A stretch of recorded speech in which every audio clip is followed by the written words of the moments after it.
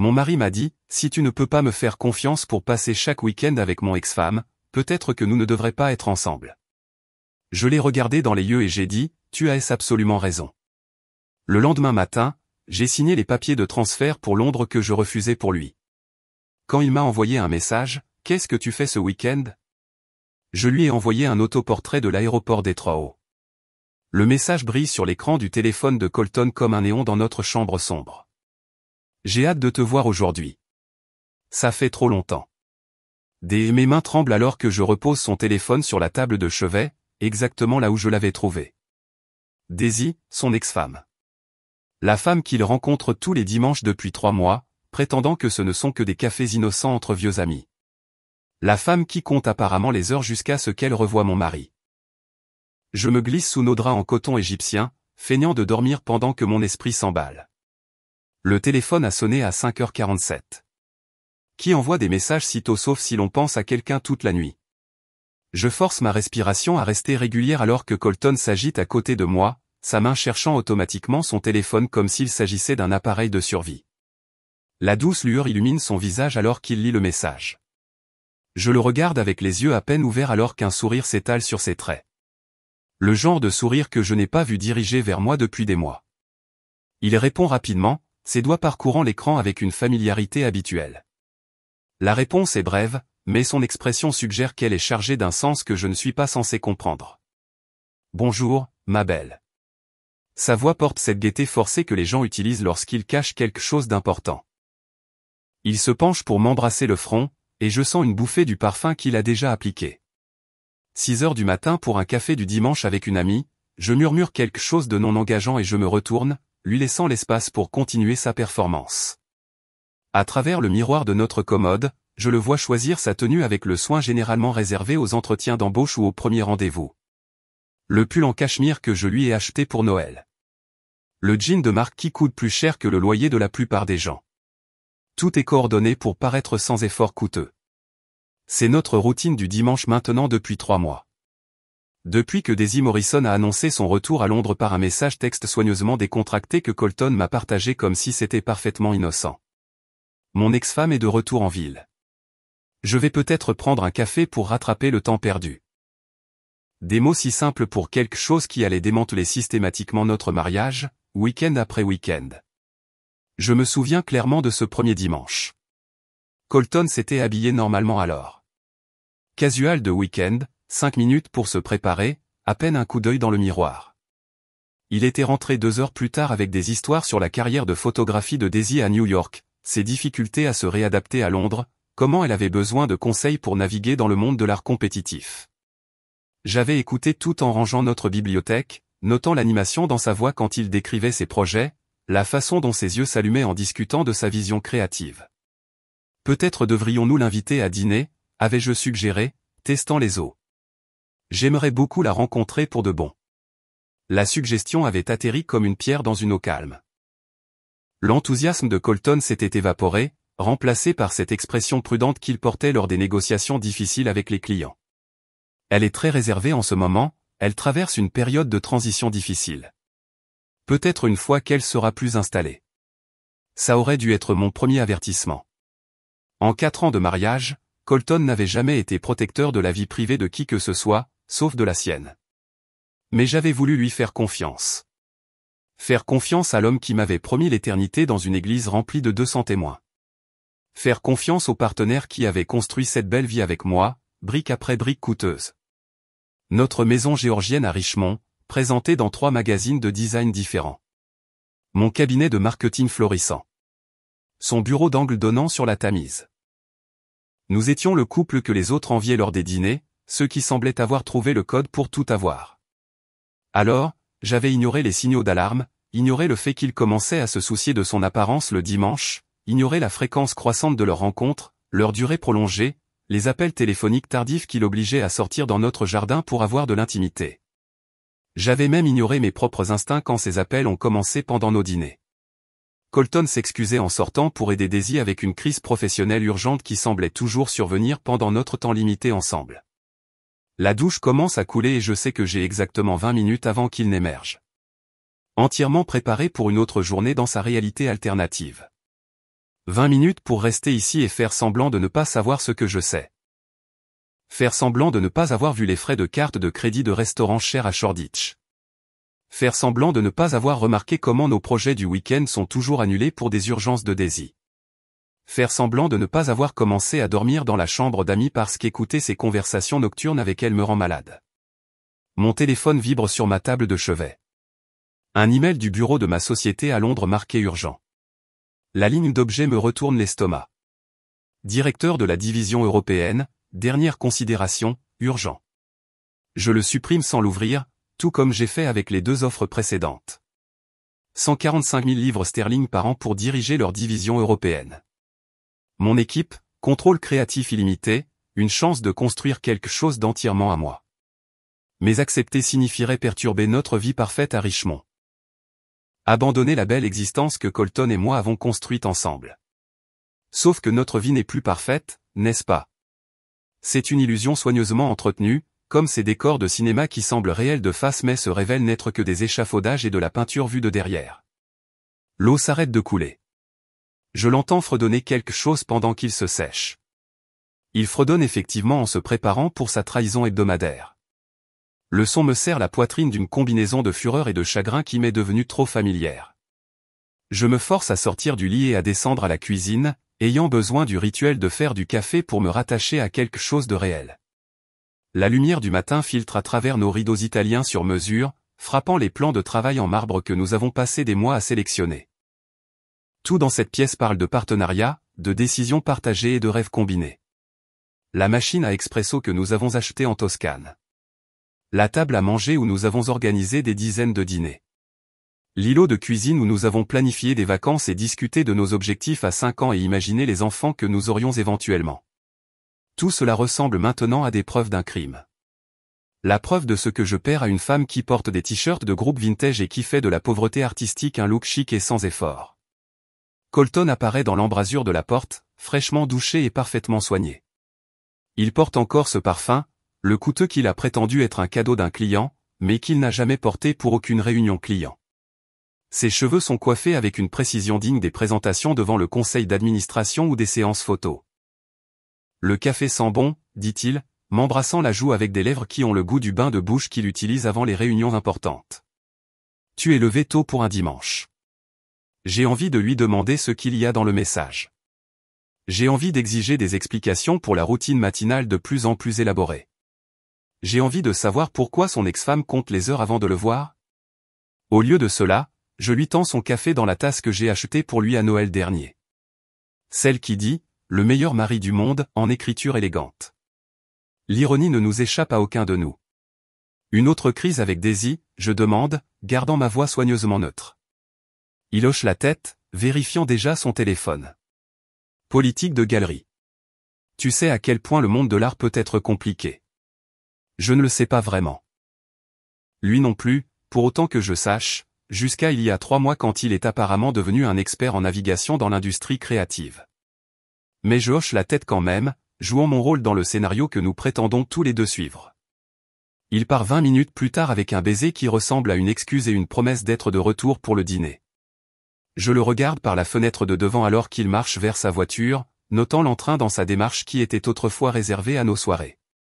La voiture disparaît au coin de la rue, emportant mon mari vers le fantasme qu'il a construit avec la femme qui partageait autrefois son nom. Je suis toujours à la fenêtre et mon téléphone vibre à nouveau. Un autre email de Londres. Cette fois, je ne le supprime pas immédiatement. Au lieu de cela, je fixe la ligne d'objet et je me demande ce qui se passerait si je disais enfin oui à la vie qui m'attendait pendant que j'essayais désespérément de sauver celle qui est déjà terminée. L'email de Londres reste dans mon téléphone, non ouvert, mais impossible à ignorer. Je me sers une autre tasse de café et je m'installe à notre îlot de cuisine, laissant le silence de notre maison vide m'envelopper comme une couverture dont je n'ai pas envie mais dont j'ai besoin. 2 semaines passent avant que je ne remarque les changements dans les préparatifs du dimanche de Colton. Cela commence par le parfum. Pas son odeur habituelle de semaine, mais quelque chose de plus profond, plus cher. Le genre qu'il portait lors de notre dîner de premier anniversaire dans ce restaurant de Mayfair où nous ne pouvions pas nous permettre le vin, mais l'avons commandé quand même. J'organise notre dressing quand je remarque que la chemise Hermès a disparu de sa place habituelle. Celle bleu marine avec le motif subtil pour laquelle j'ai dépensé 3 semaines d'argent de course pour notre anniversaire. C'est mardi et Colton est au bureau, portant son uniforme d'entreprise standard, ce qui signifie que cette chemise est allée ailleurs. Le dimanche matin confirme mon soupçon. Il émerge de notre salle de bain la portant avec un jean sombre qui coûte probablement plus cher que notre facture d'électricité mensuelle. L'élégance décontractée de quelqu'un qui s'habille pour impressionner tout en prétendant s'en moquer. Joli chemisier, je commente, pliant ses vêtements du week-end en pile net. Occasion spéciale, il pose sur son fermoir de montre. Juste un café avec Daisy. Tu sais à quel point le monde de l'art est soucieux de son image, n'est-ce pas? Parce qu'évidemment, le réseau professionnel de son ex-femme exige qu'il s'habille comme s'il assistait à l'ouverture d'une galerie plutôt qu'à un simple café entre vieux amis. Je le vois passer 25 minutes à se coiffer avec des produits qu'il n'a jamais touchés auparavant. Quand il me surprend à observer son reflet dans le miroir de la salle de bain, il offre un sourire penaud. Réseautage important, explique-t-il comme si se coiffer comme un mannequin de magazine était une procédure standard pour entretenir des relations professionnelles. Ce doit être un réseautage important, je dis, essayant d'être légère alors que quelque chose de froid s'installe dans mon estomac. Toute cette préparation pour Daisy. La transformation est immédiate. Son visage se durcit, ses épaules se raidissent comme s'il se préparait à la bataille. Ne sois pas ridicule, Paige. Les adultes peuvent être amis avec leurs ex sans que cela signifie quoi que ce soit. Le mot « ridicule » me heurte mal. 4 ans de mariage et il n'a jamais qualifié mes inquiétudes de ridicule auparavant. Erroné, peut-être trop réfléchi, certainement, mais jamais ridicule. Comme si j'étais une adolescente jalouse imaginant des problèmes qui n'existent pas, je n'ai pas dit que cela signifiait quelque chose, je réponds prudemment. J'ai juste remarqué que tu t'habilles plus que d'habitude. Il s'adoucit légèrement, mais le mal est fait. Ce mot plane entre nous comme la fumée d'un incendie. Nous prétendons tous les deux ne pas le sentir. Le lundi apporte un déjeuner avec Sarah à notre endroit habituel, un café à Richmond qui sert des salades hors de prix à des femmes qui déjeunent professionnellement. J'ai besoin que quelqu'un me dise que je me fais du souci, que les mariages traversent des phases, que tout reviendra à la normale une fois que Daisy se sera installée dans sa vie à Londres et n'aura plus besoin des conseils constants de mon mari. Au lieu de cela, Sarah donne une conférence sur la confiance et la maturité émotionnelle tout en picorant son bol de quinoa. Tu es insécure, dit-elle, remuant son latte au lait d'avoine avec la confiance que possèdent les gens qui n'ont jamais connu de vraie trahison. C'est en fait beau qu'ils puissent maintenir une amitié.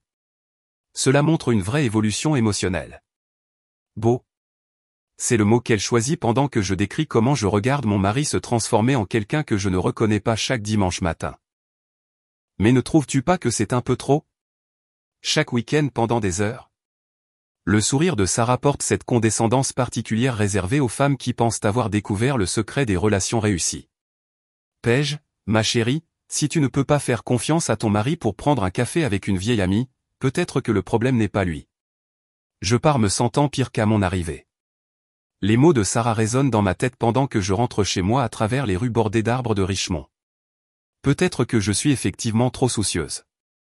Peut-être que c'est ce à quoi ressemblent les relations matures. Faire entièrement confiance à son partenaire, même quand chaque instinct hurle que quelque chose ne va pas. La réunion d'affaires de mardi avec James offre une perspective entièrement différente.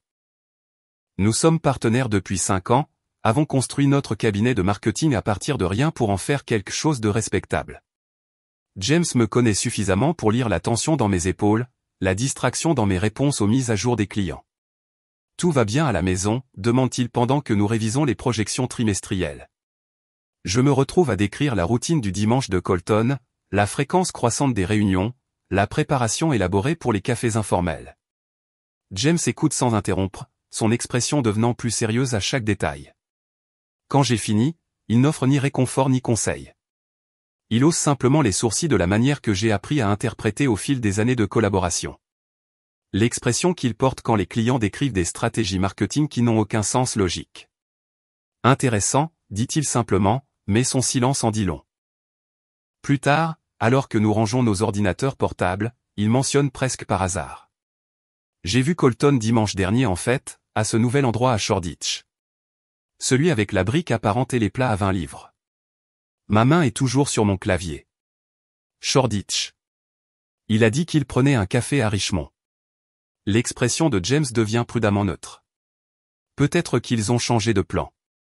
Il était avec une femme, brune, d'apparence artistique. Il semblait. Il s'arrête, choisissant ses mots avec soin. Il semblait être en rendez-vous. Les mots me frappent comme de l'eau froide. James change rapidement de sujet pour parler des taux de fidélisation de la clientèle, mais le mal est fait. Mon mari a menti sur l'endroit où il rencontrait son ex-femme, et ils étaient dans un endroit assez cher pour que James s'en souvienne spécifiquement. Octobre arrive avec des réunions du dimanche plus longues et une nouvelle complication qui me serre la poitrine de reconnaissance.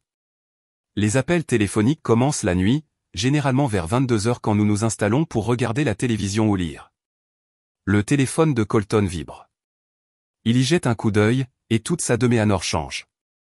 Désolé, c'est Daisy. Urgence cliente.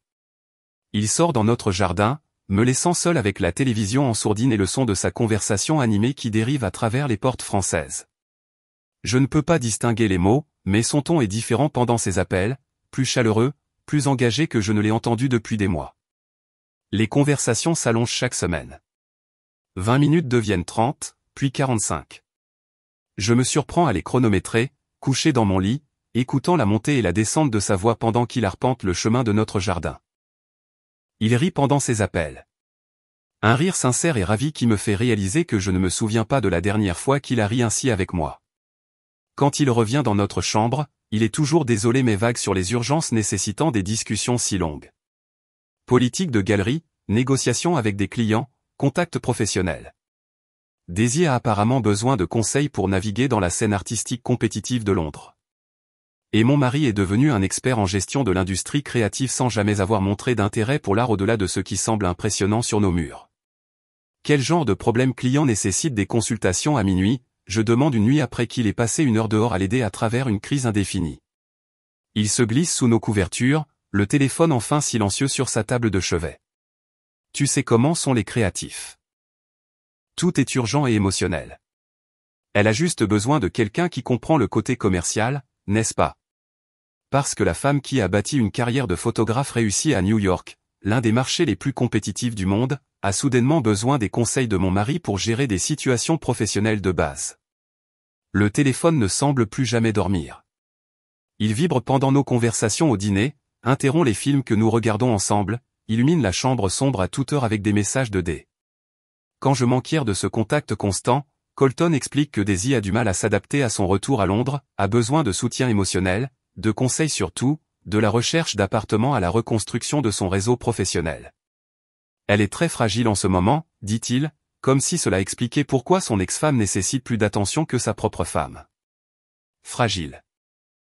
Le mot commence à apparaître fréquemment dans ses descriptions de Daisy.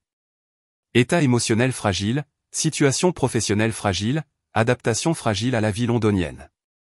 Cette femme qui a tout abandonné pour s'installer dans un autre pays afin de poursuivre sa carrière est apparemment trop délicate pour gérer les défis de la vie de base sans l'intervention constante de mon mari.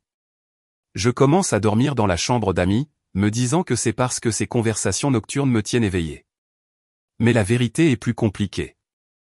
Dormir à côté de quelqu'un qui privilégie les besoins d'une autre femme à votre temps de coucher partagé ressemble à une torture spéciale que je ne suis pas prête à endurer chaque nuit. Depuis la chambre d'amis, je peux toujours l'entendre lui parler à travers les murs. Sa voix porte différemment la nuit, plus douce et plus intime que le ton professionnel qu'il utilise pendant les appels professionnels. Parfois, je perçois des fragments, des assurances sur son talent, des encouragements sur ses perspectives, des promesses que les choses s'amélioreront. Je ne me souviens pas de la dernière fois qu'il m'a parlé avec cette sorte de certitude douce. La chambre d'amis devient mon sanctuaire et ma prison. 3 semaines après mon exil auto-imposé du lit conjugal, je découvre la magie noire du stalking sur les réseaux sociaux. À 2 heures du matin, l'insomnie est devenue ma compagne indésirable. Arrivant précisément au moment où la respiration de Colton s'installe dans le rythme profond de quelqu'un qui dort paisiblement malgré la destruction systématique de son mariage. Ce soir, comme tant d'autres, je me retrouve à tendre la main vers mon téléphone, mon pouce planant sur l'application Instagram avec l'hésitation que les gens réservent à l'ouverture des résultats d'analyse médicale. Le profil de Daisy Morrison se charge avec une efficacité cruelle. Aucun paramètre de confidentialité, aucune barrière entre moi et l'aperçu soigné de la vie qui consomme l'attention de mon mari. Son fil est exactement ce à quoi je m'attendais. Un chaos artistiquement arrangé qui hurle un style de vie bohème authentique. T-shirt de groupe vintage drapé sur des lits défaits. Ouverture de galerie capturée en noir et blanc dans une ambiance sombre. Tasse de café photographiée sous des angles qui suggèrent une profonde contemplation artistique. Mais ce sont les lieux qui font geler mon sang dans mes veines. Richmond Farmers Market tagué il y a 14 jours. Le même dimanche, Colton a prétendu qu'il prenait un café dans un café générique. La photo montre des produits d'automne arrangés comme une nature morte, mais je reconnais les stands des vendeurs, la disposition pavée, les lampadaires victoriens qui bordent la place du marché où Colton et moi avons fait nos courses tous les 2 week-ends pendant 4 ans. Je défile plus loin, mon pouce se déplaçant avec la persistance mécanique de quelqu'un qui écorche une plaie. Notre boutique d'antiquités préférée sur Ilriz, photographiée il y a 6 jours avec la légende, trésors cachés dans des endroits inattendus. L'image montre des bijoux vintage exposés sur du bois vieilli. La même vitrine où Colton et moi avons trouvé le miroir art déco accroché dans notre couloir. Il ne retrouve pas seulement mon mari. Il visite ma vie, documente des lieux qui nous appartiennent, des endroits qui portent nos souvenirs partagés et nos blagues privées. Chaque photo ressemble à une preuve de conquête territoriale, une appropriation systématique d'espaces que je pensais être les nôtres seuls. Le pire, c'est à quel point sa photographie est belle. Chaque image est composée avec une compétence professionnelle, transformant des lieux banals en quelque chose qui semble digne des murs de galerie.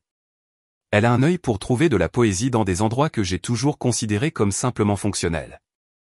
Voir ma vie à travers son objectif artistique me fait me sentir ordinaire en comparaison, comme si j'avais vécu en noir et blanc alors qu'elle voit tout en couleurs vives. Le matin apporte le rituel mensuel d'organisation de nos finances. Une tâche que j'ai toujours gérée parce que Colton trouve les chiffres ennuyeux sauf s'ils sont attachés à ses bonus trimestriels. J'étale les relevés bancaires sur notre table à manger, je croise les reçus avec les débits automatiques, à la recherche des schémas familiers de notre vie prévisible. Au lieu de cela, je trouve des preuves de l'existence de quelqu'un d'autre tissé à travers nos comptes comme de l'ADN étranger. Lou Bernardine à Shoreditch pour 180 livres sterling de dîner un dimanche où Colton m'a dit qu'ils avaient pris des sandwichs dans un café local. Entrée à la galerie Sachi pour 2 personnes achetées le même après-midi où il a prétendu qu'il se promenait dans Richmond Park pour discuter de ses perspectives de carrière, le plus accablant de tous, des charges du bar du lobby du Ned à Londres datant du dimanche dernier, quand il a juré qu'ils avaient pris un café rapide avant qu'il ne rentre tôt parce que Daisy se sentait dépassée. Les chiffres ne mentent pas, même quand tout le reste ment. Je photographie chaque débit suspect avec mon téléphone, construisant un dossier numérique que je ne suis pas sûr de vouloir poursuivre. Quand Colton apparaît dans notre cuisine ce soir-là, desserrant sa cravate après une autre journée à gérer l'argent des autres, j'étale les relevés devant lui comme des cartes dans une partie de poker. Des cafés chers, dis-je, pointant le débit du restaurant de Shoreditch. Sa réaction est immédiate et fluide. Trop fluide, comme s'il s'était préparé à cette conversation. Ce n'était pas un café. Nous rencontrions des propriétaires de galeries que Daisy connaît pour un dîner de réseautage à New York. Tu sais à quel point les connexions sont importantes dans les industries créatives. L'explication vient si naturellement que j'en arrive presque à le croire, presque. Jusqu'à ce que je pointe les débits de la galerie et que je le vois construire une autre fiction élaborée sur la visite d'exposition pour mieux comprendre les influences artistiques de Daisy. 2 billets, je demande. Elle avait besoin de soutien moral. Ces événements de galerie peuvent être intimidants quand on essaie de reconstruire des relations professionnelles. Chaque mensonge s'ajoute au précédent, créant un récit de plus en plus complexe qui explique chaque détail suspect. Sa voix porte la confiance de quelqu'un qui a pratiqué ses explications, les a peaufinées jusqu'à ce qu'elles paraissent non seulement plausibles, mais raisonnables. Le débit du bar de l'hôtel nécessite le récit le plus créatif. Selon Colton, ils y ont rencontré un client potentiel qui n'était disponible que 30 minutes entre 2 vols. Daisy était nerveuse à propos de la réunion, avait besoin de son soutien pour naviguer dans la conversation, et après, ils avaient partagé un verre rapide pour débriefer l'interaction. Ces mensonges viennent si facilement que je commence à remettre en question ma propre interprétation des preuves. Peut-être que ces débits ont des explications innocentes. Peut-être que je vois des conspirations là où existe une simple amitié. Peut-être que Sarah avait raison sur mon insécurité qui empoisonnait ma perspective.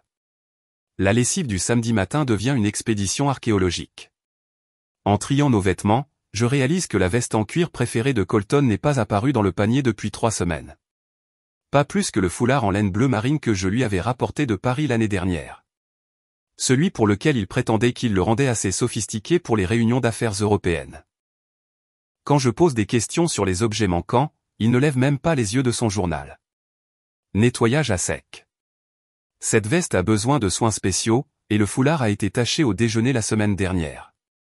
Mais je vérifie chez Somerset Cleaner le lundi après-midi, l'endroit que nous utilisons depuis 5 ans. La femme derrière le comptoir nous connaît par notre nom, se souvient de nos retraits habituels. Elle secoue la tête quand je décris la veste et le foulard. Je n'ai pas vu ces articles, chérie. Rien de votre mari n'est entré depuis plus d'1 mois. Je me tiens dans la boutique entourée de vêtements emballés dans du plastique qui appartiennent à la vie d'autres personnes. Réalisant que des objets disparaissent de notre maison de la même manière que des morceaux de notre mariage s'évanouissent. De petites choses d'abord, à peine perceptibles, puis des absences plus importantes qui laissent des lacunes évidentes. Ce soir-là, je commence à tenir des inventaires mentaux de la garde-robe de Colton. Pas par paranoïa, mais par un besoin croissant de documenter le démantèlement systématique de notre vie partagée. La montre chère qu'il portait lors de la fête d'entreprise de l'année dernière. La cravate en soie que sa mère lui a offerte pour son anniversaire. Chaque pièce manquante ressemble à une preuve dans un dossier que je construis contre mon propre mari. Le mercredi après-midi me trouve dans notre jardin avant, plantant des bulbes de tulipes pour les floraisons printanières que je ne suis plus sûr de voir. Le travail physique me semble thérapeutique. Creuser dans la terre, placer les bulbes avec un espacement soigné, les couvrir de terre et d'espoir qu'ils émergeront magnifiquement quand le temps se réchauffera. Bel après-midi pour le jardinage. La voix de Madame Patterson porte par-dessus la haie qui sépare nos propriétés. Elle a dans les 70 ans et vit à Richmond assez longtemps pour connaître les affaires de tout le monde sans vouloir fouiner. Nous bavardons de variétés de bulbes et de profondeur de plantation optimale jusqu'à ce qu'elle mentionne avoir vu Colton dimanche dernier. Votre mari a bon goût en matière de parcours de promenade. Richmond Park est magnifique à cette époque de l'année. Mes mains sont toujours sur la terre. Parcours de promenade. Oh oui. Je revenais de rendre visite à ma sœur et je l'ai vue près de la porte Albert. Belle journée pour une promenade romantique. Le mot « romantique » me frappe comme de l'eau froide. Il était seul. L'expression de Madame Patterson change, son comportement amical s'assombrit avec la réalisation qu'elle a trébuché dans un territoire dangereux. Eh bien, non, chérie. Il était avec une femme. Brune, très jolie, de cette façon artistique. Ils marchaient main dans la main, ressemblant beaucoup à un couple profitant de l'après-midi ensemble. Elle décrit Daisy avec une précision troublante. Les vêtements vintage, l'appareil photo autour de son cou, la façon dont elle se penchait sur Colton pendant qu'il marchait. Chaque détail correspond à la femme que j'étudie à travers des photos Instagram. La femme que mon mari prétend n'avoir besoin de rien de plus qu'un café amical et des conseils professionnels. Madame Patterson réalise qu'elle a délivré des nouvelles dévastatrices et change rapidement de sujet pour parler de ses rosiers et de leur préparation à l'hibernation hivernale. Mais le mal est fait. Ma voisine, quelqu'un sans autre intention que de discuter amicalement, a fourni un témoignage oculaire selon lequel mon mari et son ex-femme se comportent comme des amants, et non comme de vieux amis qui se retrouvent autour d'un café innocent. Je finis de planter les bulbes de tulipes avec des mains qui tremblent malgré la température douce de l'après-midi. La terre s'accumule sous mes ongles, et je pense à la profondeur à laquelle j'ai été enterré sous des mensonges sans me rendre compte que la terre me couvrait la tête. Chaque bulbe que je place dans le sol ressemble à un espoir dont je ne suis plus sûr de posséder. Foi en des avenirs qui pourraient ne pas inclure l'homme que j'ai épousé. Le soleil se couche sur Richmond pendant que je travaille. Peignant notre quartier sous une lumière dorée qui rend tout beau et paisible. Mais la beauté peut être trompeuse. J'apprends que les villes les plus pittoresques peuvent cacher les vérités les plus laides. Et parfois, la preuve de la trahison est aussi simple que votre voisine qui mentionne avoir vu votre mari tenir la main d'une autre femme dans le parc où vous aviez l'habitude de marcher ensemble. Les bulbes de tulipes sont enfouis dans notre jardin avant, comme des secrets que j'ai plantés dans un sol riche, attendant le printemps pour révéler ce que j'ai su depuis toujours. Je nettoie la terre sous mes ongles avec une précision mécanique. Chaque raclement de la brosse à ongles fait écho aux mots de Madame Patterson sur les promenades romantiques et les mains qui se tiennent, qui n'avaient rien à voir avec des réunions café professionnelles. Les quelques jours suivants se déroulent dans un étrange état suspendu où je fais les gestes de notre vie tout en construisant un dossier contre elle. Les réunions de travail se mélangent. Les appels clients deviennent un bruit de fond. Je souris aux moments appropriés pendant des conversations que je n'entends pas vraiment. Tout cela alors que mon téléphone brûle de captures d'écran et de preuves que je ne peux pas arrêter de collecter. Le jeudi soir change tout. Je suis en train de réviser les projections trimestrielles quand la notification de story Instagram de Daisy apparaît sur mon téléphone. L'image se charge avec une clarté dévastatrice. Une ouverture de galerie à Shoreditch. Mur de briques apparentes et éclairage industriel. Daisy se tient parmi des amateurs d'art bien habillés, portant une robe noire que je n'ai jamais vue, mais accessoirisée avec quelque chose qui me coupe le souffle. Les boucles d'oreilles vintage en perles de ma grand-mère. Celles avec des montures complexes en argent qui ont mis 3 générations pour me parvenir. Les boucles d'oreilles que Colton a empruntées le mois dernier pour ce qu'il a appelé un événement client important qui nécessitait des accessoires élégants pour faire bonne impression. Je zoome jusqu'à ce que l'écran pixelise, mais il n'y a pas de doute. Ces boucles d'oreilles font partie de ma famille depuis 1952. Transmises de ma grand-mère à ma mère, puis à moi, avec des histoires sur le fait de les porter lors d'occasions spéciales, sur le fait de les garder pour les moments qui comptaient. Apparemment, les ouvertures de galeries avec son ex-femme comptent parmi les moments importants. Le timestamp indique jeudi à 20h30. Jeudi dernier, quand Colton a prétendu travailler tard sur les budgets de fin d'année, quand j'ai dîné seul et me suis couché tôt parce qu'il avait dit que les chiffres prenaient plus de temps que prévu. Pendant que je m'endormais dans la chambre d'amis, il regardait son ex-femme porter les bijoux de ma grand-mère à des ouvertures d'art dans des quartiers où il ne m'avait jamais emmené explorer. Je capture tout avec des doigts tremblants, ajoutant cela au dossier croissant de preuves que j'ai étiqueté « documentation », parce qu'appeler cela par son vrai nom me semble trop dévastateur à admettre. La photo rejoint les relevés bancaires, les publications Instagram et les incohérences chronologiques dans une archive numérique de trahison qui devient chaque jour plus lourde. Le vendredi matin, les boucles d'oreilles sont de retour dans ma boîte à bijoux, nichées dans leur compartiment en velours habituel, comme si elles n'étaient jamais parties. Mais les toucher est différent maintenant, contaminé par la connaissance de l'endroit où elles ont été, de la peau qu'elles ont touchée, des moments qu'elles ont témoins qui n'avaient rien à voir avec notre mariage. L'après-midi du vendredi apporte une bouée de sauvetage inattendue déguisée en appel téléphonique. La voix de mon patron porte une excitation qui perce le brouillard de surveillance domestique dans lequel je vis. Paige, je veux que tu considères quelque chose d'extraordinaire. Nous ne parlons plus seulement d'un transfert. Nous voulons que tu lances toute notre division européenne. Ton équipe, contrôle créatif illimité, autorité complète sur la stratégie et la mise en œuvre. Le chiffre du salaire me fait m'asseoir. 160 000 livres sterling par an, plus une aide à la relocalisation, plus des options d'action qui pourraient tripler mes gains en 2 ans. C'est le genre d'opportunité pour laquelle les gens construisent toute leur carrière en espérant la rencontrer. On me l'attend précisément au moment où j'ai besoin d'une issue de secours à la vie que j'ai désespérément essayé de sauver. Je sais que tu as déjà refusé, continue-t-il. Mais ce poste a été conçu spécifiquement pour tes compétences. Pense Y pendant le week-end. Londres appelle et ils te veulent toi en particulier. Pour la première fois depuis des mois, je me surprends à écouter vraiment au lieu de chercher automatiquement des raisons de refuser. Quand Colton rentre ce soir-là, rayonnant pratiquement d'une autre journée réussie à soutenir le bien-être émotionnel de Daisy, je ne mentionne pas l'appel. Le silence semble intentionnel, puissant. Mon premier vrai secret en 4 ans de mariage construit sur une transparence supposée. Il se déplace dans notre cuisine préparant le dîner tout en décrivant la dernière percée de Daisy dans le traitement de sa transition à Londres. Sa voix porte l'animation de quelqu'un sincèrement investi dans le succès d'une autre personne. Le genre d'enthousiasme qu'il réservait autrefois à mes victoires professionnelles. Je le regarde couper des légumes avec une habileté pratique, notant comment son visage s'illumine quand il parle de ses progrès, de ses idées, de sa confiance croissante à naviguer dans la scène artistique de Londres. Quand il me demande comment s'est passée ma journée, son attention semble superficielle, il fait semblant de s'intéresser en tant que conjoint, alors que son véritable investissement émotionnel est ailleurs. Le 15 octobre arrive, gris et amer, le temps correspondant à la signification. Je suis la seule à me souvenir de notre 4e anniversaire de mariage. La date à laquelle nous nous sommes promis l'éternité devant 200 invités qui pensaient probablement que nous avions trouvé quelque chose que les autres n'avaient pas trouvé. Je me réveille seul dans la chambre d'amis, après avoir passé une autre nuit à écouter les conversations téléphoniques étouffées de Colton à travers les murs. Pas de fleurs sur le comptoir de la cuisine.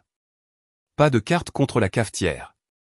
Aucune reconnaissance que cette date a une signification autre que celle d'un autre dimanche dans sa routine soigneusement structurée d'infidélité émotionnelle. Colton émerge de notre chambre, déjà habillé pour une autre journée avec Daisy, portant la montre que je lui ai donnée pour notre premier anniversaire et le parfum qui est devenu synonyme de trahison. Quand je mentionne la date en préparant le café, il a l'air sincèrement surpris. Pas coupable ou désolé, mais confus, comme si j'avais fait référence à une fête obscure dont il n'avait jamais entendu parler. Notre anniversaire, dis-je, me demandant s'il s'en souviendra sans qu'on le lui rappelle. La reconnaissance apparaît lentement, suivie par cette expression particulière que les hommes portent quand ils réalisent qu'ils ont oublié quelque chose d'important. Bien sûr, je suis désolé que j'ai été si distrait par le travail ces derniers temps. Nous fêterons ça comme il se doit ce soir. Je promets. Dîner dans cet endroit que tu aimes. Mais le mal est fait. Il est tellement investi dans sa vie fantasmée avec son ex-femme qu'il a oublié l'anniversaire réel de son vrai mariage. La date à laquelle nous nous sommes tenus devant Dieu et tous ceux que nous connaissions, promettant de nous privilégier l'un l'autre avant tout. Ne t'en fais pas, dis-je, et je le pense plus qu'il ne le réalise. Je suis sûr que Daisy a besoin de toi aujourd'hui. Il m'embrasse le front avec des lèvres qui semblent par obligation avant de disparaître dans sa réalité alternative. Je passe la journée seul dans notre maison, entouré de photos de mariage qui ressemblent maintenant à des preuves d'un crime que je ne savais pas être commis. Les albums racontent l'histoire de deux personnes qui croyaient avoir trouvé quelque chose de permanent, quelque chose qui valait la peine de construire une vie. De jeunes visages pleins d'espoir et de certitude. Mains jointes comme si nous n'allions jamais nous lâcher.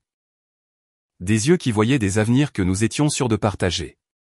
Regarder ces photos maintenant ressemble à l'examen d'artefacts d'une civilisation qui n'existe plus. Le dimanche soir, je compose le numéro de James pendant que Colton prolonge sa célébration d'anniversaire avec Daisy jusqu'à sa 7e heure. Nous nous rencontrons dans un dîner ouvert toute la nuit à Putney, le genre d'endroit qui sert du café assez fort pour alimenter les conversations difficiles et un éclairage fluorescent qui rend tout le monde fatigué et honnête. J'étale mon téléphone sur la table en mica, comme des preuves dans une salle d'audience. Capture d'écran, relevé bancaire, chronologie, même des mémos vocaux que j'ai enregistrés documentant les explications de Colton pour diverses incohérences. James examine chaque pièce avec l'attention méthodique qu'il accorde aux présentations clients, posant occasionnellement des questions clarifiantes sur les dates ou me demandant d'expliquer un contexte que j'ai appris à trop connaître pour voir clairement. Madame Patterson les a vus se tenir la main à Richmond Park, dis-je, lui montrant les notes que j'ai prises lors de notre conversation de jardinage. Le même dimanche, il a prétendu qu'il prenait un café pour discuter de sa crise client. James hoche la tête sans surprise, comme s'il s'attendait à ce que ses preuves refassent surface un jour. Quand j'ai fini de présenter mon dossier, des mois de documentation qui dressent un tableau de plus en plus clair de tromperie systématique, il lève les yeux de mon téléphone avec une expression que je connais des réunions clients difficiles. « Tu sais ce que c'est, n'est-ce pas » dit-il doucement. Je hoche la tête, incapable de prononcer le mot « liaison » à voix haute parce que le prononcer le rendrait réel d'une manière que je ne suis pas sûr d'être prête à gérer. Mais entendre James confirmer mes pires craintes valide des mois d'intuition que j'ai remises en question. Des instincts que l'on m'a dit d'ignorer au nom de la confiance et de la maturité émotionnelle. Les lumières fluorescentes bourdonnent au-dessus de nous alors que nous sommes dans le genre de silence qui suit des révélations dévastatrices. Dehors, Londres continue sa vie pendant que la mienne se transforme en quelque chose d'irreconnaissable. Quelque chose qui nécessitera des choix que je n'aurais jamais imaginé devoir faire. Les lumières fluorescentes du dîner jettent de dures ombres sur le visage de James alors qu'il fait glisser mon téléphone sur la table. L'épreuve se trouve entre nous comme une arme fumante qu'aucun de nous ne voulait trouver mais ne peut plus ignorer. « Qu'est-ce que tu vas faire » demande-t-il, sa voix portant la neutralité prudente de quelqu'un qui sait qu'il se tient au bord d'une décision qui changera la vie de quelqu'un d'autre. Je fixe l'écran du téléphone, qui affiche toujours la photo de l'ouverture de galerie de Daisy avec les boucles d'oreilles de ma grand-mère scintillant sous l'éclairage du monde de l'art. Je ne sais pas encore, mais ce n'est pas entièrement vrai. Quelque part au fond de mon esprit, un plan est déjà en train de se former. Pas exactement une vengeance, mais quelque chose qui ressemble à de l'autopréservation déguisée en stratégie. Les mois entre octobre et février passent dans un étrange flou de vie parallèle. Je continue d'aller au travail, de rencontrer des clients, de construire des campagnes qui aident d'autres personnes à vendre leurs rêves pendant que le mien se décompose au ralenti. Colton continue ses rituels du dimanche, ses appels téléphoniques nocturnes, ses explications élaborées pour les débits et les disparitions, et les incohérences chronologiques qui se multiplient comme des cellules cancéreuses. Nous existons dans la même maison comme des étrangers polis partageant l'espace et les factures, et rien d'autre d'important. Il a arrêté de s'excuser pour ses absences, arrêté d'offrir des explications que je ne demande plus. J'ai arrêté de faire semblant de croire à quelque histoire que ce soit qu'il a construite pour justifier sa dernière trahison. L'offre de Londres plane dans ma boîte de réception comme une bouée de sauvetage que j'ai peur de saisir. 3 fois mon patron m'appelle pour une réponse. 3 fois je demande plus de temps pour réfléchir, sachant que j'attends en réalité que Colton me donne la permission de partir en admettant enfin qu'il veut que je parte. Février arrive, gris et amer, correspondant à mon humeur alors que je m'assois dans notre cuisine à 7 heures du matin en révisant des propositions de clients qui semblent de plus en plus dénuées de sens. Dehors, Richmond ressemble à une aquarelle laissée sous la pluie. Des bords flous et des couleurs ternes qui reflètent la dissolution de tout ce que je pensais être permanent. Des pas dans l'escalier annoncent l'arrivée de Colton, bien que je puisse déjà dire au son que ce n'est pas sa descente décontractée habituelle du week-end. Ses pas ont un but, une précision, la cadence de quelqu'un qui se prépare pour une performance importante. Il émerge de notre chambre comme s'il allait à une séance photo pour un magazine plutôt qu'à un café avec une amie en crise émotionnelle. Le pull en cachemire que je lui ai offert pour Noël. Laine italienne gris anthracite, assez cher pour que j'ai hésité avant de l'acheter. Jean sombre qui coûte plus que le budget grosserie mensuel de la plupart des gens. Cheveux coiffés avec des produits que je ne l'ai jamais vu utiliser pour aucune réunion client ou événement social durant nos 4 ans de mariage. Une autre situation d'urgence avec Daisy, je demande sans lever les yeux de mon ordinateur portable. Politique de galerie, dit-il, ajustant sa montre avec le mouvement habituel de quelqu'un qui a effectué cette routine des dizaines de fois. Elle a des problèmes avec un propriétaire de galerie difficile qui remet en question sa vision artistique. Elle a besoin de quelqu'un qui comprend le côté commercial des industries créatives. Droit. Parce que mon mari est devenu du jour au lendemain un expert en négociation du monde de l'art sans jamais avoir montré d'intérêt pour les domaines créatifs au-delà de choisir ce qui semble impressionnant sur nos murs. Je le vois vérifier son reflet dans le miroir du couloir, ajustant son col avec l'attention habituellement réservée aux présentations devant le conseil d'administration ou aux dates importantes. L'homme qui le regarde en retour est quelqu'un que je reconnais à peine. Pas la personne que j'ai épousée, mais quelqu'un qui a été soigneusement construit pour plaire aux préférences esthétiques de quelqu'un d'autre. Reste à la maison avec moi au lieu de ça, je suggère, fermant mon ordinateur portable avec un calme délibéré. On pourrait aller à Bath comme avant. Trouver ce marché d'antiquités que tu as mentionné vouloir visiter. Sa réaction est immédiate et viscérale, comme si j'avais suggéré quelque chose de vraiment offensant. Son visage passe d'une préparation décontractée à une irritation active. Des sourcils froncés dans l'expression qu'il réserve aux demandes déraisonnables des clients. Je ne peux pas l'abandonner quand elle a besoin de soutien, dit-il, le mot « abandon » prononcé avec une emphase qui rend ses implications parfaitement claires. Abandon. Apparemment, laisser son ex-femme seule un dimanche constituerait un abandon. Une désertion cruelle et insouciante de quelqu'un en crise. Mais laisser sa vraie femme seule chaque week-end pendant 4 mois d'affilée, c'est juste maintenir des amitiés adultes saines. L'ironie plane entre nous comme un fil sous tension que personne ne veut toucher. Et mes besoins. La question sort plus doucement que je ne l'avais prévu, mais elle porte suffisamment de poids pour le faire s'arrêter dans ses préparatifs. Pendant un moment, je pense qu'il pourrait réellement considérer la question. Pourrait se souvenir qu'il a une femme qui est devenue de plus en plus invisible dans sa vie soigneusement orchestrée. Pourrait reconnaître que j'ai été patiente, compréhensive et coopérative pendant qu'il privilégiait systématiquement une autre femme à notre mariage. Au lieu de cela, son visage se durcit pour prendre l'expression qu'il utilise lors de négociations commerciales hostiles. Froid, calculateur, conçu pour mettre fin aux conversations plutôt que pour les continuer. Nous en avons discuté longuement, Paige. Daisy et moi sommes amis. Les adultes peuvent maintenir des relations platoniques avec leurs ex sans que cela signifie quoi que ce soit d'inapproprié. Il s'arrête, étudiant mon expression avec la précision analytique qu'il apporte aux évaluations financières qui déterminent si les investissements valent la peine d'être poursuivis. En fait, continue-t-il, sa voix prenant la cadence mesurée de quelqu'un qui prononce une déclaration préparée. Si tu ne peux pas me faire confiance pour passer tous mes week-ends avec mon ex-femme, alors peut-être que nous ne devrions pas être ensemble du tout. Le silence qui suit semble infini, comme le moment entre l'éclair et le tonnerre quand le monde entier retient son souffle. Je peux entendre le chien de nos voisins aboyer après quelque chose qu'il seul peut voir. Le trafic du dimanche matin commence à s'intensifier sur Richmond Road. Notre horloge grand-père antique dans le couloir rythme les secondes de notre mariage avec une précision mécanique. Mais surtout, j'entends le son de 4 ans de vie soigneusement construite qui se fissure enfin en deux, se séparant le long de failles qui se développent depuis des mois sans que nous reconnaissions les dégâts structurels. Il m'a donné un ultimatum déguisé en choix. Accepter sa relation avec Daisy ou mettre fin à notre mariage. Me faire entièrement confiance ou le perdre entièrement. Me soumettre à sa version de la réalité ou affronter les conséquences de la remettre en question. Ce qu'il ne réalise pas, c'est qu'il m'a aussi donné la permission de mettre fin à cette mascarade avec ma dignité intacte. Je le regarde droit dans les yeux, voyant clairement pour la première fois depuis des mois. L'homme qui se tient dans notre couloir, portant des vêtements que je lui ai achetés, un parfum qu'il garde pour une autre femme. Se coiffant pour quelqu'un qui n'est pas sa femme. Ce n'est plus mon mari. C'est quelqu'un qui porte le visage de mon mari, vit dans ma maison, dépense mon énergie émotionnelle tout en donnant son vrai moi à quelqu'un d'autre. Tu as absolument raison, dis-je, ma voix portant un calme qui nous surprend tous les deux.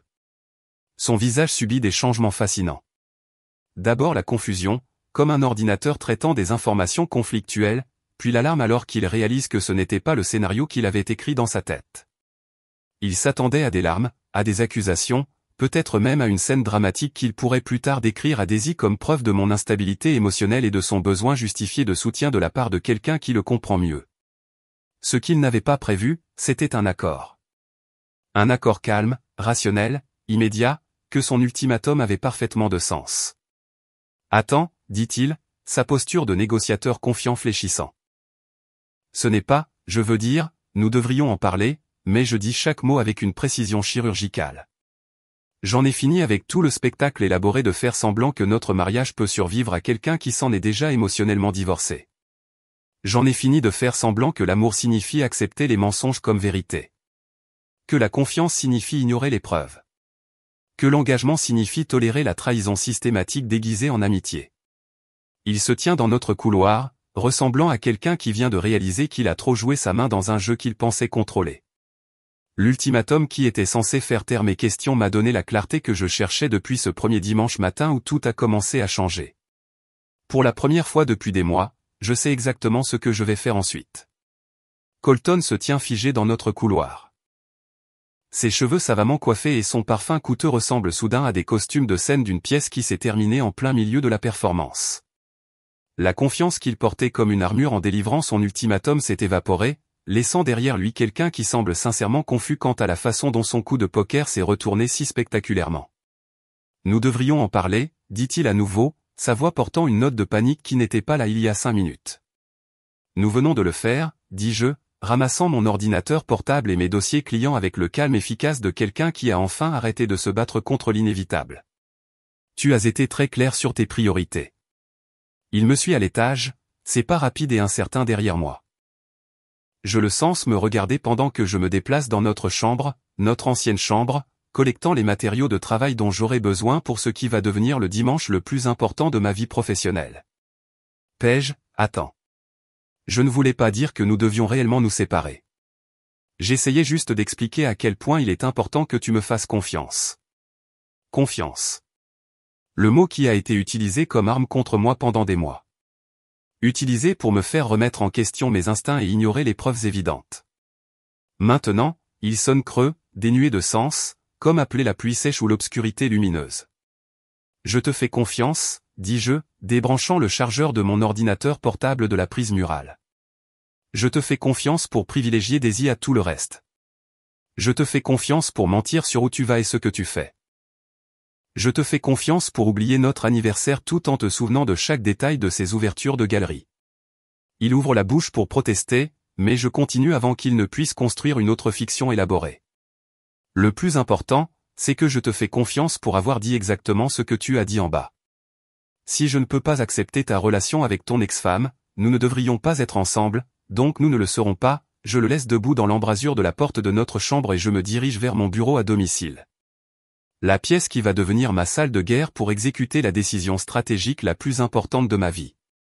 L'email de Londres se trouve dans ma boîte de réception comme une porte que j'ai eu peur d'ouvrir. Peur de ce qui pourrait se trouver au-delà des confins familiers de Richmond et de la routine et du mariage qui semblait sûr même s'il m'étouffait.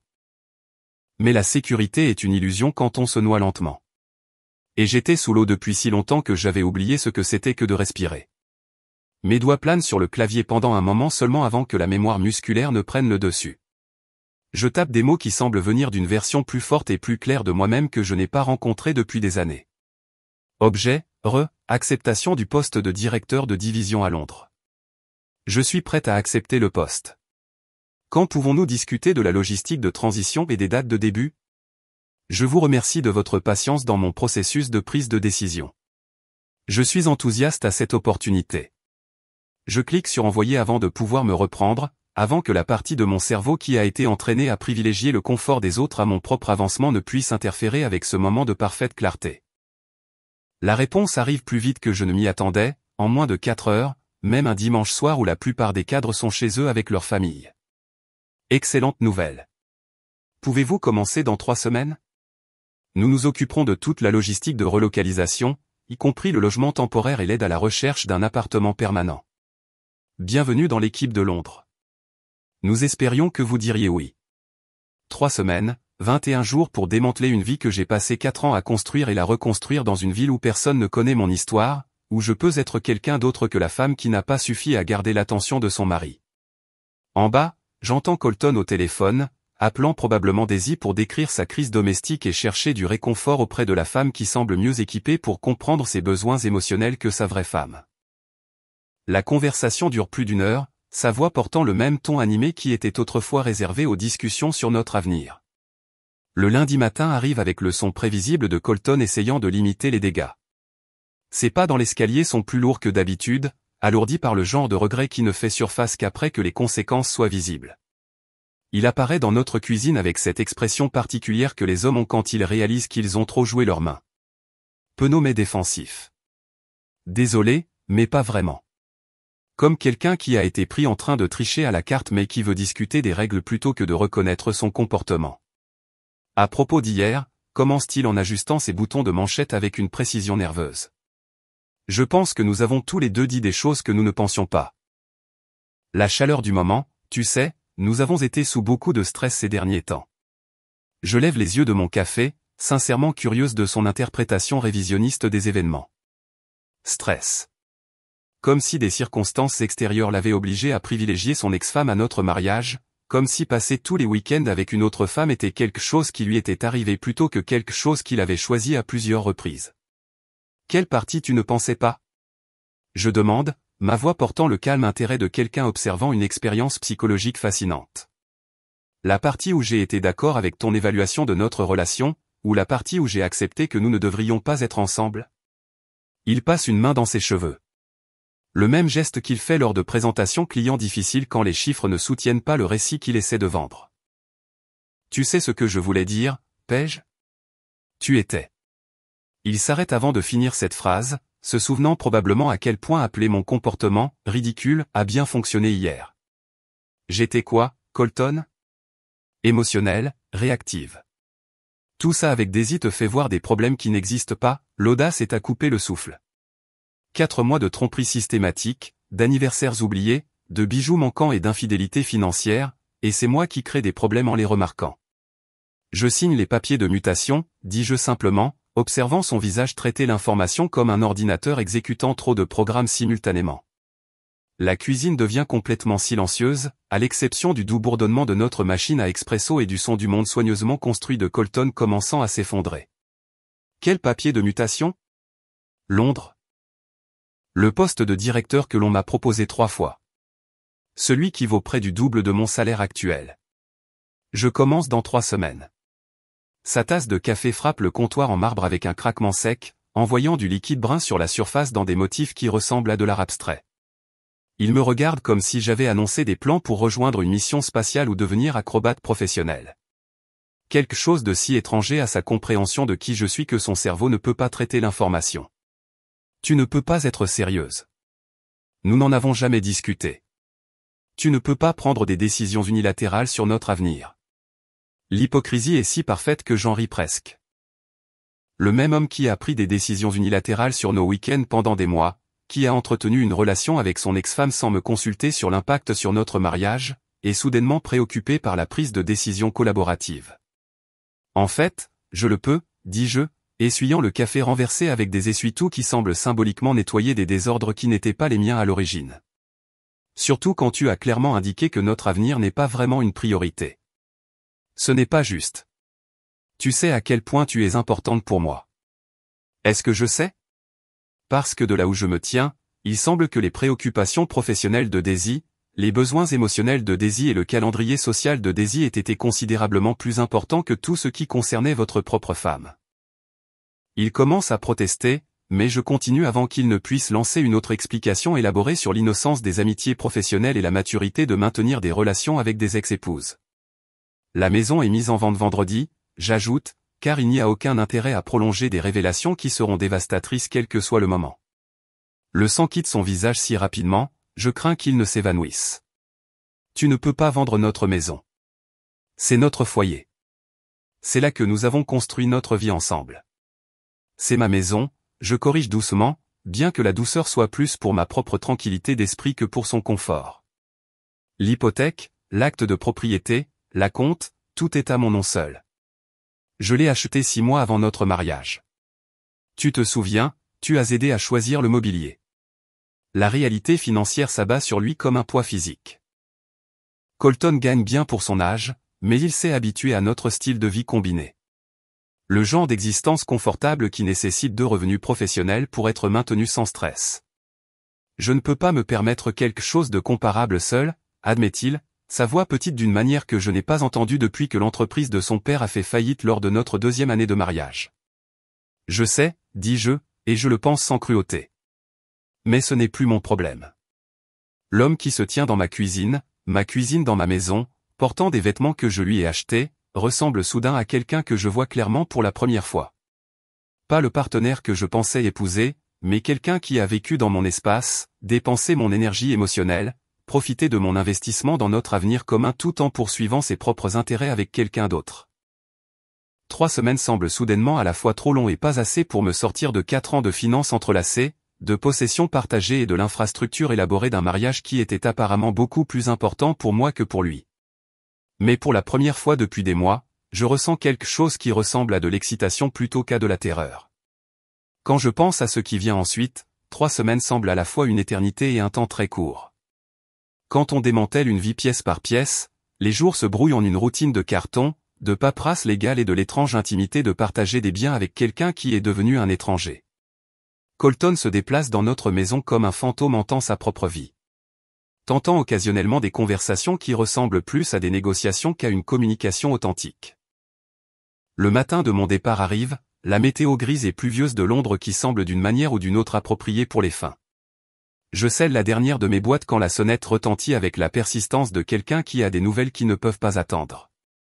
James se tient sur le seuil de ma porte avec son ordinateur portable sous le bras et une expression que je reconnais de nos réunions clients les plus difficiles. Le regard qu'il porte quand il a découvert quelque chose d'important que personne ne voudra entendre. Nous devons parler, dit-il, entrant dans mon couloir sans attendre d'invitation. Avant que tu ne partes, il y a quelque chose que tu devrais voir. Il pose son ordinateur portable sur notre table à manger, la même table où Colton et moi avions l'habitude de planifier des dîners et de discuter de voyages le week-end que nous ne ferons jamais. L'écran se charge avec l'efficacité méthodique de quelqu'un qui a passé un temps considérable à organiser des preuves. Je faisais des analyses des réseaux sociaux pour ce client de galerie, commence James, ses doigts se déplaçant sur le clavier avec une précision habituelle. Le nom de Daisy Morrison est apparu dans les données. J'ai donc fait des recherches plus approfondies. Ce que j'ai trouvé change tout. L'écran se remplit de captures d'écran, d'horodatage et de publications sur les réseaux sociaux arrangés avec l'organisation systématique qui fait que mon bagage marketing apprécie le soin, même si mon cœur coule à la vue des implications. Les brunchs du dimanche, dit James, en cliquant sur des images qui se chargent comme des preuves lors d'une présentation de tribunal. Ce n'étaient pas des séances de conseil d'urgence dans des cafés locaux. Regarde ces endroits. Les photos racontent une histoire différente de celle que Colton m'a jamais racontée. Sketch, le restaurant branché avec le menu dégustation à 40 livres. Chilton Firehouse, où vont les célébrités pour être photographiées. Le River Café, qui nécessite des réservations réservées des mois à l'avance et coûte plus cher par repas que le budget grosserie hebdomadaire de la plupart des gens. Ce ne sont pas le genre d'endroit où l'on prend un café pour aider quelqu'un à surmonter une crise professionnelle. Ce sont des destinations délibérées, le genre de restaurant où les gens vont pour s'impressionner mutuellement, pour créer des souvenirs, pour marquer des occasions qui comptent. Elle a tout documenté, continue James, sa voix portant la neutralité prudente de quelqu'un qui délivre des nouvelles dévastatrices aussi doucement que possible. Pas seulement les repas, mais les activités. Regarde ça. Les photos de recherche d'appartements me retournent l'estomac. Pas n'importe quelle propriété, mais des annonces spécifiques à Richmond. Des rues à distance de marche de notre maison. Des quartiers où elle pourrait facilement s'intégrer à notre routine quotidienne. Des endroits où une rencontre avec nous semblerait naturelle plutôt que fortuite. Mais la preuve la plus dévastatrice vient de ce que James appelle le portfolio professionnel de Daisy. Une série complète de photographies intitulée « Nouveau départ », qui s'est développée parallèlement à sa relation avec mon mari. Les images se chargent avec une précision artistique qui rend leur impact émotionnel encore plus brutal. Notre pub préféré, le White Swan, capturé sous un éclairage de golden hour qui transforme l'espace familier en quelque chose qui ressemble à du romantique et de l'intime. Les boutiques d'antiquités sur Ilris où Colton et moi avions l'habitude de flâner pendant les après-midi paresseux du samedi, servent maintenant de toile de fond à des compositions artistiques qui suggèrent quelqu'un documentant sa reprise systématique de territoire. Même le Richmond Farmers Market apparaît dans son portfolio, photographié avec l'œil de quelqu'un qui comprend l'importance émotionnelle des espaces partagés et veut les revendiquer pour son propre récit. Chaque image est datée, dit James, pointant les horodatages qui révèlent l'ampleur de ce qui s'est passé. Ce n'est pas une documentation décontractée. C'est quelqu'un qui crée délibérément un enregistrement visuel du remplacement de la vie d'une autre femme, un endroit à la fois. La photographie est indéniablement belle. Chaque image est composée avec une compétence professionnelle qui transforme des lieux banals en quelque chose qui semble digne des murs de galerie. Mais connaître le contexte rend chaque choix artistique violent. Chaque plan soigneusement cadré comme une preuve d'invasion calculée. Il y a plus, dit James, sa voix devenant plus basse alors qu'il clique à travers des dossiers organisés par date et lieu. La chronologie ne correspond à rien de ce que Colton t'a dit. Les horodatages révèlent un schéma qui rend 4 mois de mensonges soudainement visibles en haute résolution. Ouverture de galeries auxquelles ils ont assisté ensemble pendant que je travaillais tard sur des présentations clients, croyant que je soutenais nos objectifs financiers communs. Voyage le week-end à Bath, le même voyage que j'avais suggéré à plusieurs reprises, que Colton avait rejeté comme impraticable et coûteux. Les preuves s'étendent sur des mois, révélant non seulement l'infidélité, mais une campagne de manipulation élaborée qui fait paraître ma compréhension précédente de notre situation naïve en comparaison. Pendant que Colton me parlait de la fragilité et des difficultés professionnelles de Daisy, elle documentait leur romance comme une tournée de victoires, créant des archives permanentes de moments qui étaient censés être des conversations guérisseuses entre vieux amis. Elle a tout planifié, dis-je, en parcourant des images qui montrent une intimité et une confiance croissante. Ce n'était pas une reconnexion émotionnelle décontractée. C'était systématique. James hoche la tête, fermant l'ordinateur portable avec la finalité de quelqu'un qui a terminé de présenter un cas qu'il aurait préféré ne pas avoir à faire. Je suis désolé, Paige. Je sais que cela aggrave tout, mais il a tort. Voir la preuve ne rend pas tout pire. Cela rend tout clair. 4 mois, j'ai remis en question mes instincts, me demandant si je réagissais de manière excessive à une amitié innocente, laissant les conférences de Sarah sur la confiance et la maturité me convaincre que mes préoccupations étaient des signes d'incompétence personnelle plutôt que des lectures précises de menaces réelles. Maintenant, je comprends que mes instincts n'étaient pas seulement corrects, ils étaient conservateurs. La situation était pire que ce que j'avais imaginé, plus calculée et délibérée que mes pires soupçons ne l'avaient suggéré. 2 heures plus tard, je me tiens dans le salon d'embarquement d'Heathrow, entouré des restes soigneusement emballés de ma vie à Richmond. Les révélations du matin ressemblent aux dernières pièces d'un puzzle que je ne réalisais pas que j'étais en train de résoudre. Complétant une image qui explique non seulement ce qui s'est passé, mais pourquoi chaque tentative de réparer notre mariage était vouée à l'échec dès le départ. Vous ne pouvez pas réparer quelque chose quand une personne la démantèle systématiquement tout en prétendant aider à la maintenance. Mon téléphone vibre avec un message de Colton. Qu'est-ce que tu fais ce week-end ? La question porte des hypothèses qui auraient été exactes il y a une semaine. Que je suis assise dans un logement temporaire morose, regrettant ma décision hâtive, reconsidérant le pas dramatique de quitter notre vie commune. Que la réalité de Londres serait accablante par rapport au confort de la routine de Richmond, même si cette routine était devenue toxique. Au lieu de cela, je regarde autour de moi dans le salon d'embarquement rempli de gens se dirigeant vers de nouvelles aventures, de nouvelles possibilités, de nouvelles versions d'eux-mêmes qu'ils n'ont pas encore rencontrées. Pour la première fois depuis des mois, je ressens quelque chose qui ressemble à de l'excitation plutôt qu'à de la terreur quand je pense à ce qui vient ensuite. Je prends un selfie avec en arrière-plan les panneaux de départ affichant des destinations qui sonnent comme la liberté. Paris, Amsterdam, Rome, et en haut de la liste, Londres. Ma carte d'embarquement est visible dans le cadre. Un sourire sincère remplace des mois de gaieté forcée qui ont trompé tout le monde sauf moi. Je commence ma nouvelle vie, je tape, ajoutant la photo avant de cliquer sur envoyer. La réponse arrive immédiatement. Attends, tu pars vraiment? Reviens à la maison. Nous pouvons arranger ça. Mais je suis déjà en train d'embarquer. Téléphone passant en mode avion alors que Londres.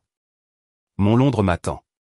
Derrière moi, Richmond se réduit à la taille d'un problème que j'avais autrefois. Tandis que devant se trouve une ville où personne ne connaît mon histoire, où je peux être quelqu'un d'autre que la femme qui n'a pas suffi à garder l'attention de son mari. L'avion décolle, m'emportant loin de 4 ans de mensonges soigneusement construits et vers 3 semaines de preuves qui rendent enfin tout sens à ce qui n'a jamais eu de sens auparavant.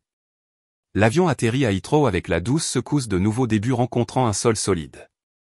Par la petite fenêtre ovale, Londres s'étend sous des ciels gris qui, d'une manière ou d'une autre, semblent plus prometteurs que le soleil familier de Richmond ne l'a jamais fait.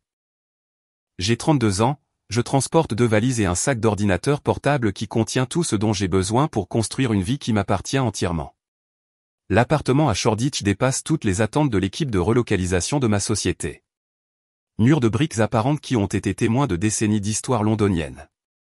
Éclairage industriel qui fait que tout ressemble à ce qui appartient à un magazine de design, et fenêtres du sol au plafond qui encadrent la ligne d'horizon de la ville comme un tableau qui change à chaque déplacement de lumière et de temps. Mon premier matin, je me tiens à ces fenêtres avec un café de la torréfaction artisanale 3 étages plus bas, regardant Londres se réveiller autour de moi. Le café a un goût différent ici. Pas seulement les grains ou la méthode d'infusion, mais l'expérience de le boire sans se demander où mon mari a vraiment passé hier, sans analyser les messages textes à la recherche de sens cachés. Sans cette anxiété constante de bas niveau qui était devenue si normale que j'avais oublié ce que c'était que la paix. Le bâtiment de bureau à Canary Wharf bourdonne de l'énergie créative que j'avais oublié être possible dans des environnements professionnels. Mon nouvelle équipe est affamée, innovante, désireuse de faire ses preuves d'une manière qui me rappelle pourquoi j'aimais le marketing avant qu'il ne devienne juste une autre routine soutenant une vie qui m'étouffait lentement. En 2 semaines, j'ai mis en œuvre 3 stratégies qui augmentent la fidélisation des clients de 30%. Le succès est différent de mes réalisations à Richmond. Pas seulement une validation professionnelle, mais la preuve que je peux construire quelque chose de significatif quand je ne gère pas constamment la crise émotionnelle de quelqu'un d'autre. Pour la première fois depuis des mois, je passe des journées entières sans vérifier compulsivement mon téléphone, sans me demander si la personne qui prétendait m'aimer me mentait au visage, sans avoir l'impression de marcher sur des mines émotionnelles déguisées en conversation normale. De retour à Richmond, selon des amis communs qui ne peuvent s'empêcher de partager des mises à jour, mon départ a créé exactement le genre de chaos que j'avais espéré éviter, mais dont je savais secrètement qu'il était inévitable. La double vie soigneusement gérée de Colton a implosé spectaculairement une fois que je me suis retiré de l'équation. Sarah, mon ancienne compagne de déjeuner et conseillère relationnelle, se révèle étonnamment désireuse de partager des détails sur les répercussions de mon retrait stratégique. Daisy s'attendait à un résultat complètement différent, me dit-elle lors d'un de ces appels de mise à jour qui ressemble plus à un divertissement qu'à une préoccupation sincère. Elle pensait que les séances du dimanche étaient un flirt menant à un engagement que Colton construisait pour te quitter pour elle. L'ironie est parfaite. Quand j'ai préempté la fin du triangle en me retirant entièrement, Daisy s'est retrouvée dans la position inconfortable d'être l'autre femme dans une relation qui n'existait plus. Sa réponse, selon le rapport haletant de Sarah, a été rapide et artistiquement dévastatrice. La série photographique, Nouveau départ, qui avait documenté son remplacement systématique de ma vie a été mise à jour avec une nouvelle collection intitulée « Faux départ ». Images austères en noir et blanc de tables de restaurants vides, de tasses de café abandonnées, de figures solitaires dans des lieux qui autrefois représentaient la possibilité, mais qui ne parlaient maintenant que de trahison et de mauvais calculs. La déclaration artistique était claire. Elle avait été jouée aussi complètement que moi. Lancée comme héroïne romantique dans une histoire où le protagoniste masculin ne s'était jamais vraiment engagé à autre chose qu'à la gratification de son ego et au divertissement du week-end. La maison de Richmond s'est vendue en moins de 6 semaines. La maison géorgienne présentée dans les magazines de design a été achetée par un jeune couple qui imaginera probablement qu'ils construiront le genre de partenariat durable que Colton et moi avions prétendu créer. Le produit de la vente, après avoir remboursé mon hypothèque, me donne la liberté financière qui fait que Londres ressemble moins à une évasion et plus à un investissement dans mon véritable avenir. 6 mois dans ma nouvelle vie, je reçois un message inattendu via LinkedIn, une plateforme professionnelle qui semble suffisamment neutre pour ce qui s'avère être la conversation la plus importante que je n'ai jamais su avoir besoin d'avoir. Daisy Morrison demande une réunion privée, son message soigneusement formulé et dépourvu de la touche artistique qui caractérise sa présence sur les réseaux sociaux. Nous acceptons de nous rencontrer dans un café à Covent Garden, un territoire neutre où aucun de nous n'a d'histoire ou d'investissement émotionnel. Elle a l'air plus petite que ce que j'avais imaginé, plus fragile que la déesse bohème confiante que j'avais construite dans mon esprit pendant des mois de surveillance sur les réseaux sociaux. L'épuisement dans ses yeux témoigne du genre spécifique de lassitude qui vient de réaliser qu'on a été lancé comme le méchant dans l'histoire de quelqu'un d'autre sans comprendre le scénario. Je voulais m'excuser, dit-elle sans préambule. Ses mains serrant une tasse de café comme si elle l'ancrait à la conversation, pour tout. Pour avoir cru des choses qui n'étaient pas vraies, pour avoir participé à quelque chose qui t'a blessé, pour ne pas avoir posé les bonnes questions. Elle s'arrête, fixant sa tasse comme si elle contenait des réponses à des questions qu'elle apprend encore à poser. Colton m'a dit que votre mariage était pratiquement terminé, continue-t-elle, sa voix devenant plus petite à chaque mot. Que vous ne faisiez que suivre les formalités jusqu'à ce qu'il soit pratique de divorcer. Que vous vous étiez éloignés et que vous restiez ensemble pour des raisons financières. L'audace est à couper le souffle, mais je me surprends à ressentir quelque chose d'inattendu. De la pitié plutôt que de la colère. Et tu l'as cru. Je voulais le croire, admet-elle avec le genre d'honnêteté qui ne vient qu'après que les conséquences rendent le déni impossible. Cela rendait tout plus facile à justifier. Les dîners au restaurant, le projet de photographie, la recherche d'appartements dans ton quartier. Si ton mariage était déjà mort, alors je ne détruisais pas vraiment quelque chose. La conversation dure 2 heures. 2 femmes décortiquant la fiction élaborée qu'un homme avait construite pour servir son ego tout en nous gardant toutes les deux investies dans des versions concurrentes du même fantasme. Colton jouait habilement des 2 côtés, dit-elle alors que nous nous préparons à partir, me dépeignant comme contrôlante et méfiante auprès d'elle, tout en la dépeignant comme nécessiteuse et fragile auprès de moi. J'ai été là où tu étais, dit-elle en rassemblant sa veste en cuir vintage avec des mouvements qui suggèrent quelqu'un qui a appris à porter la déception avec grâce artistique. La femme qui se demandait pourquoi son mari avait besoin d'autant d'amitié de la part de son ex. C'est dévastateur et j'ai aidé à te faire ça. Alors que notre conversation se termine, elle livre le parfait épilogue de ce que j'appelle enfin confortablement mon histoire de vengeance. Bien que la vengeance implique une malveillance plus active que ce qui s'est réellement passé. Il est complètement seul maintenant, dit-elle. Il a vendu la maison. Il loue un appartement morose à Clapham, passe ses week-ends à regarder Netflix au lieu de fréquenter des femmes qui ne le connaissent pas vraiment. L'ironie est si parfaite qu'elle semble écrite.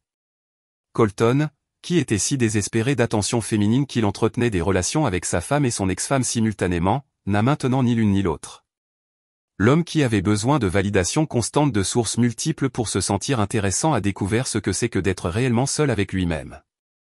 En rentrant à mon appartement de Shoreditch par des rues bordées de galeries et de cafés qui définissent ma nouvelle vie. Je réalise quelque chose de profond qui a changé ma façon de comprendre ce qui nous est arrivé. Je ne suis plus en colère. La colère demande un investissement émotionnel continu dans les choix d'autrui. Et j'ai réorienté cette énergie vers la construction de quelque chose qui sert réellement mes intérêts. Je suis reconnaissante. Grateful que Colton ait été assez arrogant pour lancer cet ultimatum. Grateful qu'il ait sous-estimé ma volonté de le mettre au défi. Grateful qu'il m'ait libéré d'un mariage qui étouffait lentement tout ce qui était authentique en moi. Parfois, les gens vous rendent le plus grand service de votre vie en vous montrant exactement qui ils sont. Colton m'a montré qu'il était quelqu'un qui choisirait le drame plutôt que la stabilité, la gratification de l'ego plutôt que le partenariat, la manipulation plutôt que la communication honnête. Et en me montrant qui il était vraiment, il m'a aussi révélé qui je pouvais devenir. Quelqu'un qui refuse d'accepter moins que ce qu'elle mérite. Quelqu'un qui se choisit quand les autres ne le font pas. Quelqu'un qui a enfin appris qu'on ne peut pas sauver une relation avec quelqu'un qui est déjà émotionnellement parti. Chaque matin, quand je me réveille dans mon appartement d'entrepôt, regardant Londres s'animer à mes fenêtres. Je me souviens de ce moment dans notre cuisine de Richmond où tout a changé. Le moment où j'ai arrêté de me battre pour quelqu'un qui ne se battait pas pour nous et j'ai commencé à me battre pour moi-même. J'ai finalement choisi moi-même et ce fut la meilleure décision que j'ai jamais prise. Si cette histoire de libération stratégique vous a captivé du début à la fin, cliquez sur ce bouton j'aime dès maintenant. Ma partie préférée a été quand Paige a livré cette réponse parfaitement calme, tu as absolument raison, à l'ultimatum de Colton. Quel a été votre moment préféré de son voyage? Laissez-le dans les commentaires ci-dessous. Ne manquez pas plus d'histoires captivantes de personnes qui se choisissent. Abonnez-vous et appuyez sur la cloche de notification pour ne jamais manquer une mise en ligne.